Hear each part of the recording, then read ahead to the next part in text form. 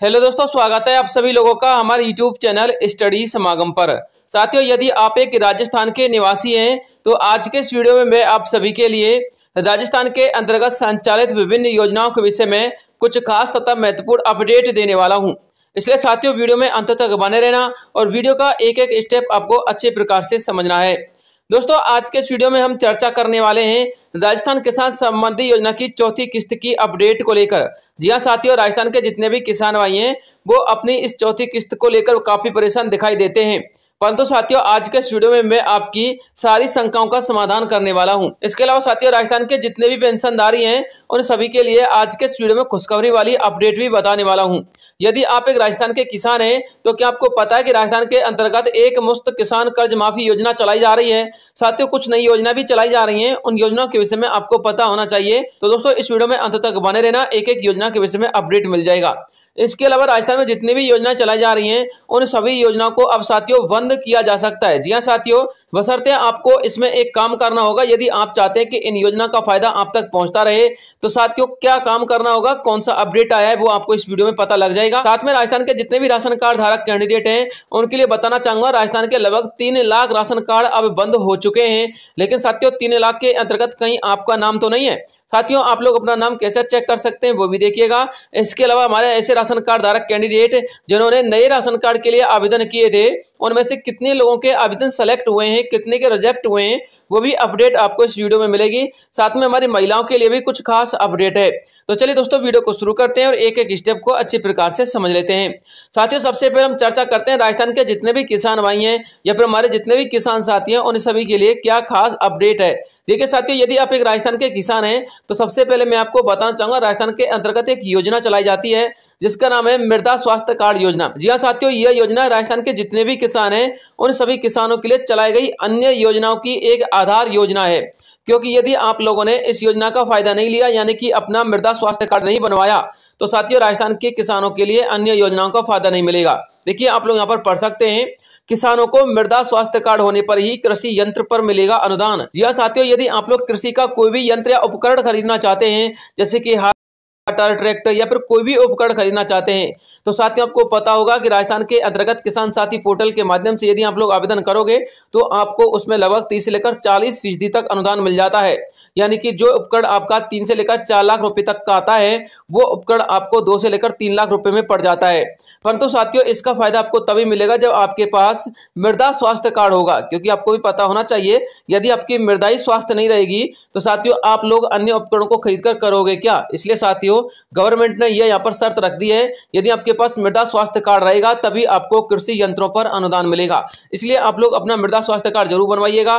पूरा डिटेल पढ़ना है तो आप लोग इसको रीड आउट कर सकते हैं, वीडियो को पॉज कर सकते हैं। इसके अलावा साथियों, राजस्थान के किसान भाइयों के लिए एक और बड़ी अपडेट आ रही है किसान कर्ज माफी को लेकर। जी हां साथियों, आप लोग चेकआउट कर सकते हैं, अवधि पार ब्याज एक मुश्त समझौता योजना। ये साथियों एक योजना चलाई जाती है जिसमें 25 साल पुराने एक ऋणी को ब्याज में 12 लाख रुपए तक की छूट दी गई है। जी हां साथियों, यदि आप एक किसान है और आपके पास 25 साल से कर्ज है तो साथियों उस कर्ज में आपको लगभग 12 लाख रुपए तक की छूट मिलेगी। क्योंकि साथियों राजस्थान में एक योजना चलाई गई है, अवधि पार ब्याज एक मुश्त समझौता योजना। आप लोग इसमें पूरा डिटेल पढ़िएगा, मैं आपको समझा देता हूं। देखिए, मुख्यमंत्री अवधि पार ब्याज राहत एक मुश्त समझौता योजना के तहत जालौर सहकारी भूमि विकास बैंक के 5,769 पात्र किसानों को 67.25 करोड़ रुपए की राहत मिलेगी।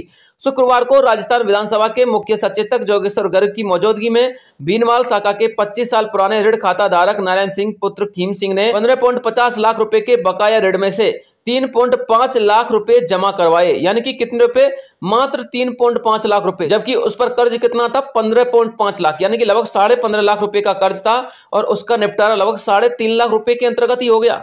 देखिए साथियों, कितनी अच्छी योजना है। यदि आप भी चाहते हैं कि आपका भी कर्ज इसी प्रकार से माफ हो जाए या फिर आपको भी इसी प्रकार से छूट मिले तो दोस्तों आप लोग इस योजना में आवेदन कर सकते हैं और इस योजना के पात्र बन सकते हैं। इसके अलावा आप लोग पूरा डिटेल और पढ़ना चाहते हैं तो साथियों आप लोग पूरा डिटेल यहाँ से रीड आउट कर सकते हैं, वीडियो को पॉज कर लेना। अब बात करते हैं साथियों आप लोग की अगली योजना की, जो कि साथियों राजस्थान के अंतर्गत राशन कार्ड योजना है। देखिए साथियों, राजस्थान में राशन कार्ड के लिए पोर्टल ओपन किया गया था जिसमें हमारे बहुत सारे नए राशन कार्ड धारकों ने नए राशन कार्ड के लिए भी आवेदन किए थे। तो कुछ राशन कार्ड धारकों ने नए नाम जुड़वाने और पुराने नामों को हटवाने के लिए आवेदन किए थे। परंतु साथियों आपको यह भी पता होना चाहिए, पोर्टल तो ओपन किया गया था परंतु ई-केवाईसी की प्रक्रिया भी लागू की गई थी, यानी कि जो पुराने राशन कार्ड धारक हैं जिन्होंने ई-केवाईसी नहीं करवाई है उनको ई-केवाईसी करवानी थी। यदि आपने ई-केवाईसी नहीं करवाई थी तो आपका राशन कार्ड बंद कर दिया गया होगा।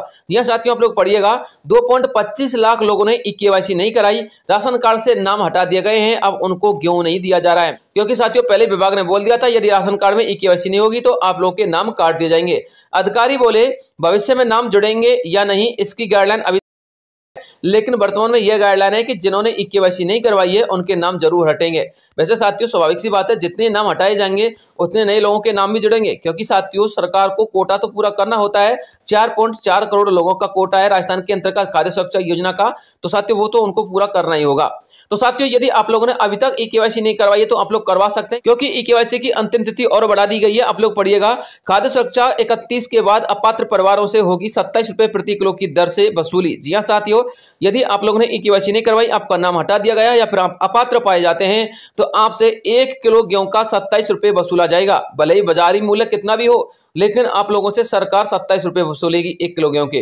राष्ट्रीय खाद्य सुरक्षा अधिनियम में गिव अप अभियान की अवधि पार बढ़ाकर 31 मई कर दी गई है। इसी क्रम में घोटाले उपखंड क्षेत्र में उचित मूल्य की दुकानदारों की बैठक हुई। बैठक की अध्यक्षता जिला रसद अधिकारी ओम प्रकाश जोतड़ ने की। परिवर्तन अधिकारी लाल शंकर डामोर ने राशन डीलरों को अभियान की जानकारी दी। 31 मई के बाद अपात्र परिवारों से 27 रुपए प्रति किलो की दर से वसूली की जाएगी।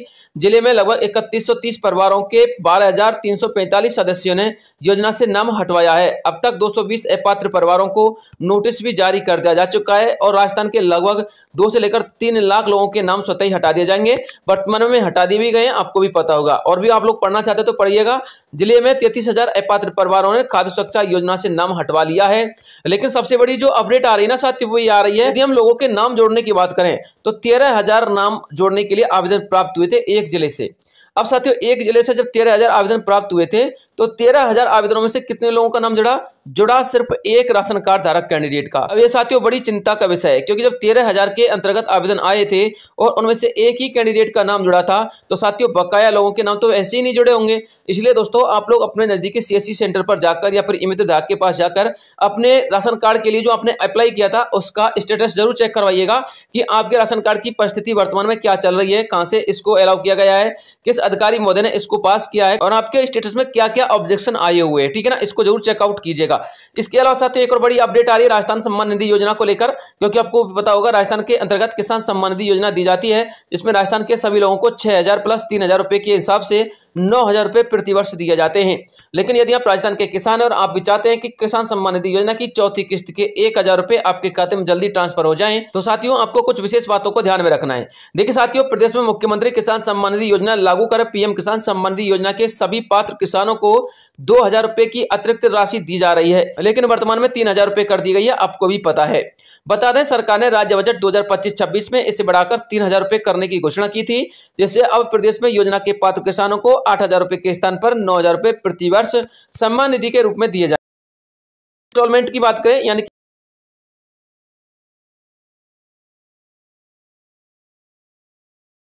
दिसंबर को 500 रुपए की और तीसरी किस्त भी आपको 13 दिसंबर को 500 रुपए की प्राप्त हुई थी, यानी कि 13 दिसंबर को आपको 2 किस्तें प्राप्त हुई थी। और चौथी किस्त की बात करें तो चौथी किस्त अभी तक जारी नहीं की गई है, इसका अभी कोई खास अपडेट नहीं है, परंतु हम आपको इसकी संभावित तिथि जरूर बताएंगे।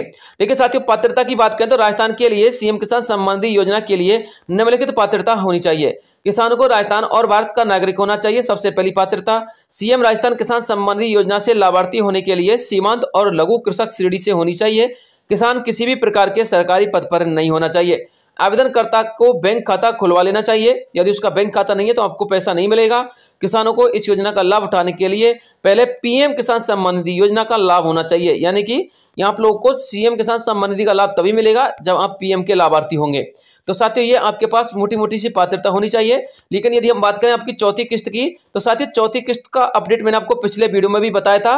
15 मई से लेकर 20 मई के मध्य आप लोगों के लिए चौथी किस्त कभी भी ट्रांसफर हो सकती है, बशर्ते आप लोग अपने फार्मर आईडी का काम 15 मई से पहले करवा लीजिएगा, ताकि आपको चौथी किस्त का अमाउंट आपके खाते में ट्रांसफर कर दिया जाए। अब बात करते हैं साथियों राजस्थान के अंतर्गत सामाजिक सुरक्षा पेंशन योजना की बकाया पेंशन को लेकर। देखिए साथियों, जो हमारे पेंशनधारी कैंडिडेट हैं वो काफी चिंतित हैं, क्योंकि उनकी बकाया पेंशन पिछले 2 महीने से या 3 महीने से नहीं आ रही है। परंतु साथियों, क्या आपको पता है कि आपकी पेंशन आना शुरू हो चुकी है? और दोस्तों, विभाग के माध्यम से कुछ संकेत भी दिए गए हैं। देखिए, सबसे पहले तो मैं आपको कुछ मोटे मोटे अपडेट यहाँ पर दे देता हूँ, उनको पढ़ लीजिएगा। राजस्थान सामाजिक सुरक्षा पेंशन की गारंटी के दायरे में वृद्धावस्था, विशेष योगजन, विधवा, एकल महिला आती हैं। सामाजिक सुरक्षा पेंशन गारंटी 2025-26 से हर साल के आधार पर 15% की दर से बढ़ाई जाएगी। सामाजिक सुरक्षा पेंशन योजना हर साल 2 किस्तों में बढ़ेगी। हर साल 5% पेंशन जुलाई में और 10% पेंशन फरवरी में बढ़ाई जाएगी। पेंशन में होने वाली इस बढ़ोतरी का कारण न्यूनतम आय गारंटी कानून है, जो कि गहलोत सरकार बनाकर गई थी।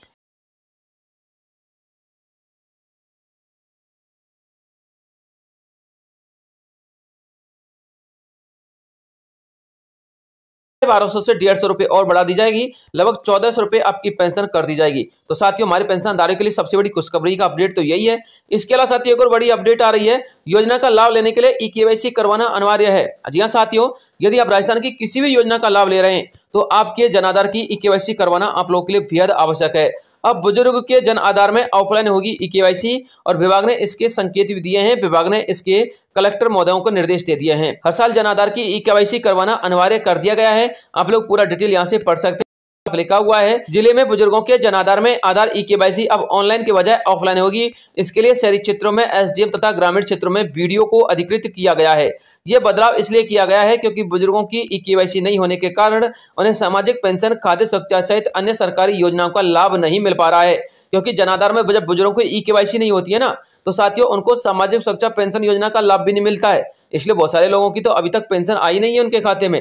इसके अलावा साथियों, आप लोग पूरा डिटेल और भी पढ़ लीजिएगा। मैं आपको बस एक संकेत ये दे देता हूं, यदि आप लोग जन आधार में ई-केवाईसी करवाना चाहते हैं तो अब आप लोग ऑफलाइन भी करवा सकते हैं। भले ही आप लोग की आंखों का स्कैन ना हो, या फिर आपका फिंगरप्रिंट ना आए, या फिर आपका कोई भी डॉक्यूमेंट में प्रॉब्लम है, तो भी साथियों आप लोग ऑफलाइन अपने वीडियो यानी कि ग्राम विकास अधिकारी के माध्यम से इसकी ई-केवाईसी करवा सकते हैं अपने गाँव के आसपास। ठीक है ना।